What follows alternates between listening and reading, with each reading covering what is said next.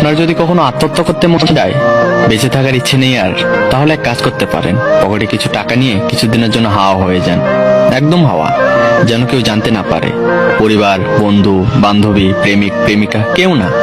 মনের মতো করে জীবনের কিছুদিন কোনো দর্শনীয় স্থানে কাটান। এরপর আপনি যখন বাসায় ফিরে আসবেন, দেখবেন কোনো কিছু আর আগের মতো নেই। ভয়ঙ্কর কিছু ঘটে গেছে। আপনার ভয়ঙ্কর কড়া মেজাজের বাবা আপনাকে শক্ত করে জড়িয়ে ধরে শিশুর মতো কান্না করছে। আপনার মাকে ইতিমধ্যে স্যালাইন দিয়ে রাখা হয়েছে। আপনার আত্মীয় স্বজন যারা আপনাকে চেনেও না, তারাও আপনার খোঁজ নেওয়ার জন্য ফোনের উপর ফোন দিয়ে যাচ্ছে। কেউ কেউ তো বাসায় চলে এসেছে।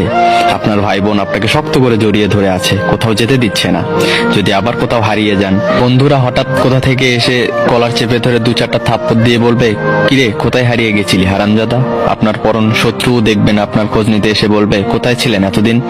পাশের বাসার আন্টি, যে মোটেও আপনাকে দেখতে পারতো না, আপনার দোষ খুঁজে বের করে আপনার মাকে বলে দিত, সেও এসে বলবে, বাবা